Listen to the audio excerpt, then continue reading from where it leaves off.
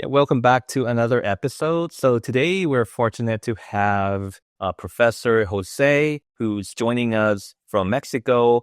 He's currently a professor at the University of Chihuahua, Faculty of Chemistry. He does a lot of amazing work in creating Streamlit apps. He's the creator of STMO, and he's also a Streamlit creator. So today he's going to be presenting about his latest demo app on LLM Sports. And so, Jose, would you like to introduce yourself, please? Hi, Janine. Thank you very much for having me here today. I work here at the Faculty of Chemistry in the University of Chihuahua. And I am a big fan of Streamlit. I use Streamlit mainly to share some results with my colleagues. And recently, I have been using it even for enhance some publications that I have made.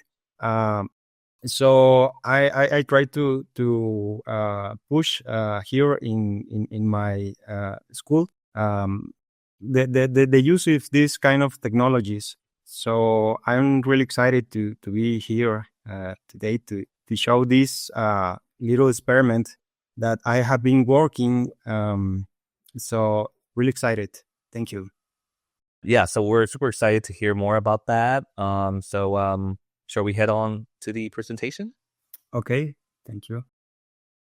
Well, this is as I said, a little project called LLM Sports. This is something that I have been thinking as a measure of how intelligent is a chatbot, for instance, mainly speaking about open source LLMs. So let me start with the original idea. And this is something that came out referring to this question.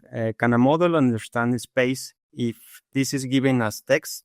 So I was curious about how much an LLM can, do things in a grid.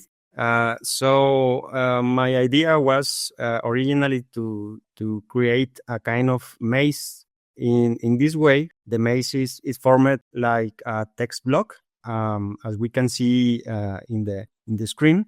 So we have some obstacles that are these symbols, and the A letter represents the agent.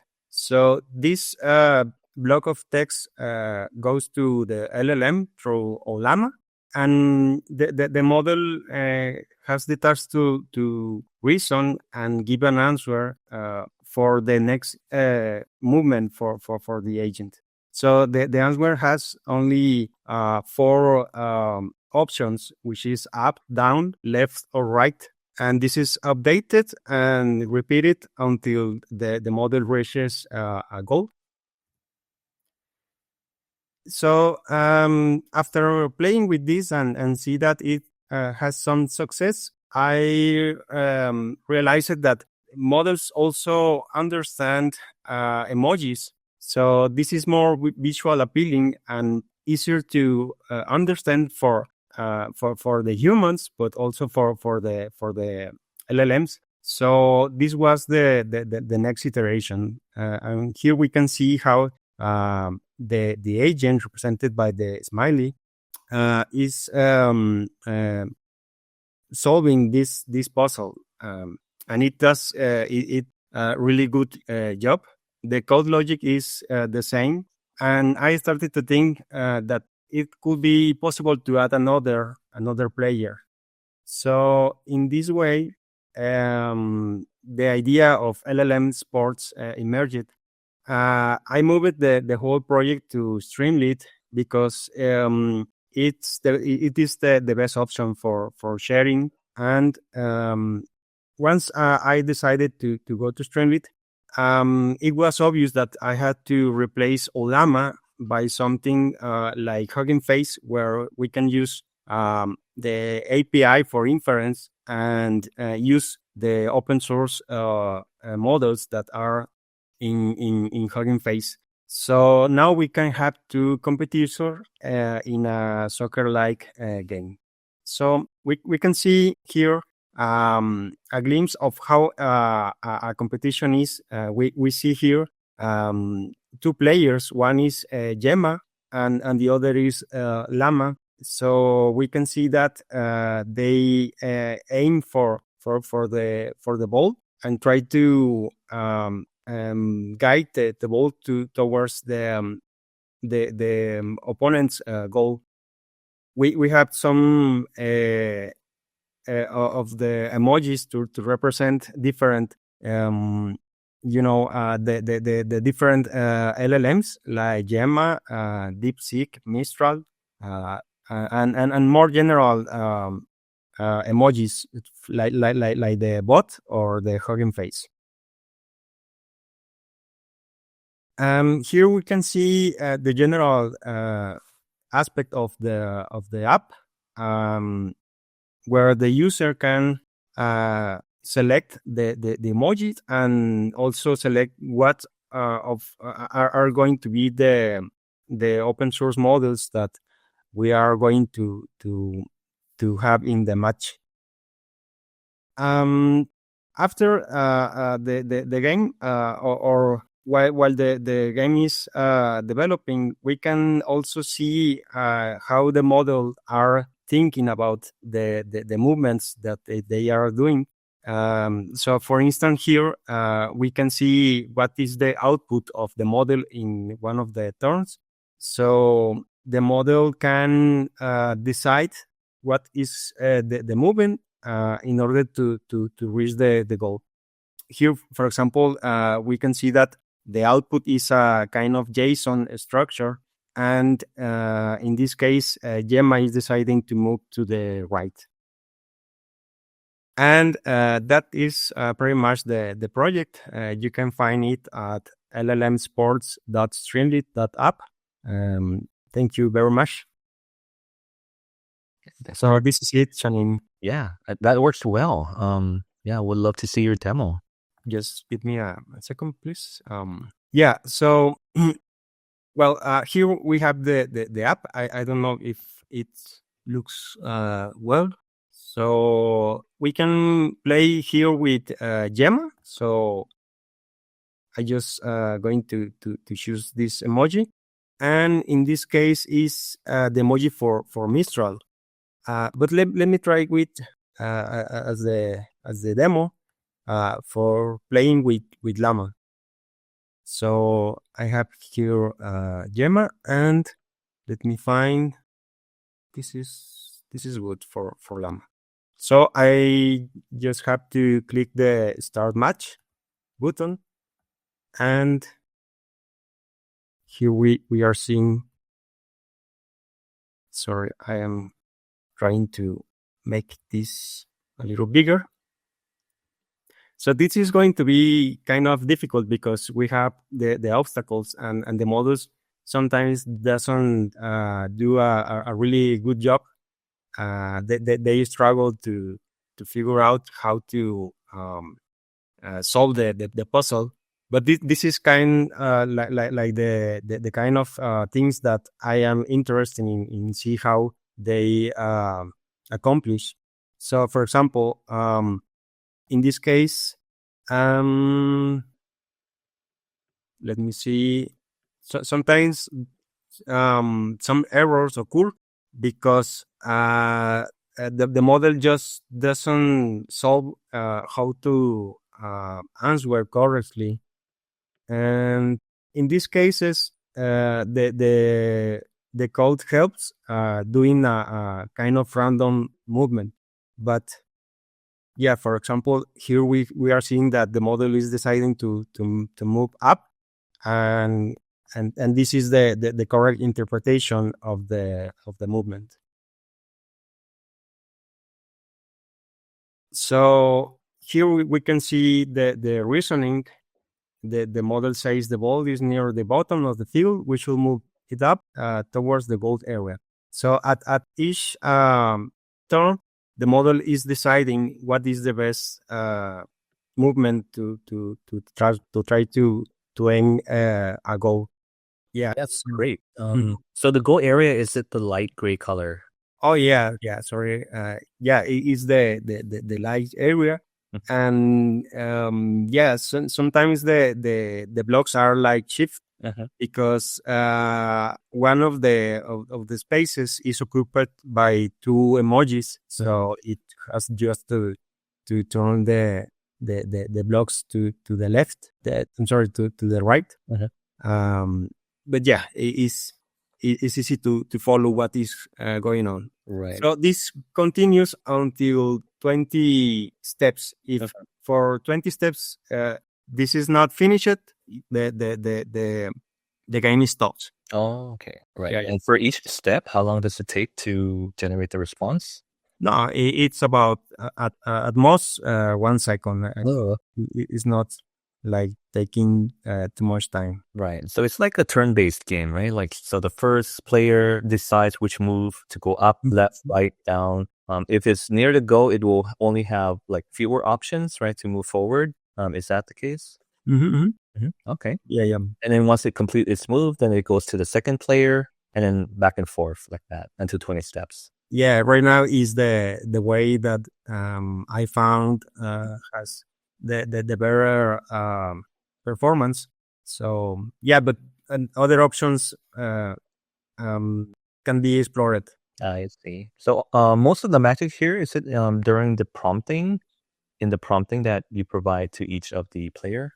Yeah, in the at each turn we have a prompt where the information about the state of the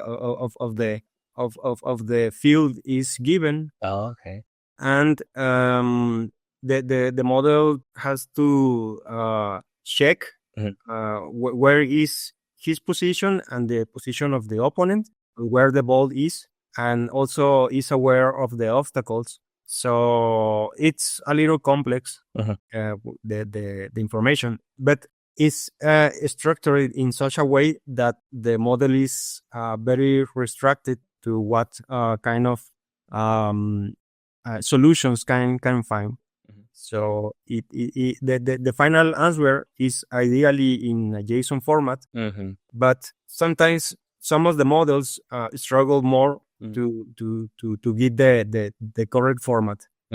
Yeah, so from this point we can see that there are models that understand better than others. Right. So it's part of the evaluation of how smart is a model. Right. Okay. And I really like that you have like a turn-based result at the bottom that you shown, like turn one, and then you've shown like the diagram and also like what moves was taken. So you could do like a post-game analysis. Yeah. Are you using that to refine the model, improve it some more, like to see which problem it is encountering, and Yeah, I am trying to include all this information, but it's a work in progress, I see. But yeah, I think this has potential to become something more robust. But right now, I have some of the progress that I have identified, like my main target. Right. And after that, I plan to increase the complexity of the game. Right. Yeah. This is so fun, and it's like with the same logic, you could also create other games out of this. Like, is it like there's this game called Breakout. It's kind of like a paddle game where you hit like a ball to the wall, and then it'll make it, it'll damage the wall, and then it disappears. But it's similar to this, what you have right now, but yours is like a 2-player mode. But the Breakout game is like more or less like a 1-player mode. Might be simplified version of this. Maybe, I don't know, like easier to create. I honestly, I don't know very well this other game. Okay. But yeah, I feel that the interesting idea of this is that you can give the field of the game, like a block of text. Right. So this is something that the model has to is feeded with this information, and you just hope that the model figure out what is his position, what is the position of the opponents, and it's not so like it's something hard for the models, but in some way they have some kind of success dealing with this information. So it's really interesting, and we can think in more more kind of games, even games like I don't know, video games like Mario Bros or something like that, or Pac-Man. Yeah. Right. Or the game of the dinosaur in where in the browser in point. The shooting the bubbles or something like that. Awesome, cool. Oh, I noticed one thing was that when the game was progressing, when the ball was approaching the llama, the block shifts to go beyond the llama. Is the llama or the emojis of the player, are they afraid of the green box? When the green box, like approach them, would they move to the other direction to avoid getting hit by the green box, which is like the grass, right? Yeah. So the basic idea is that the green boxes are where the emojis can be placed freely. Okay. And the bricks are something that they have to avoid. And actually, in the prompt, they are instructed to avoid the bricks. And they also have the command to avoid the opponent if they have the ball. I see. Or go towards the opponent if the opponent has the ball. Right. And to steal the ball, right? Yes. Okay. So it could steal the ball. Yeah. Awesome. These are in the prompt and are the ideal instructions. But the truth is that not always the models has this like the more important thing. Just sometimes they decide to stay in the same place and do nothing. Okay. So. Right. Oh, have you made a version where a human can play the game and then we could compete with the robot, the LLM? I think that at the first stage of the development of the game, I was competing against one of the models. But just because I was trying to figure out how to solve some of the difficulties that I had in that moment. But right now, I think it's not at that level because the models are a little dumb. But yeah, it can be more interesting if they start to have a better performance. Yeah, but right now at this moment, I think it's not something that they are not rival for a human right now. Okay. Right. Okay.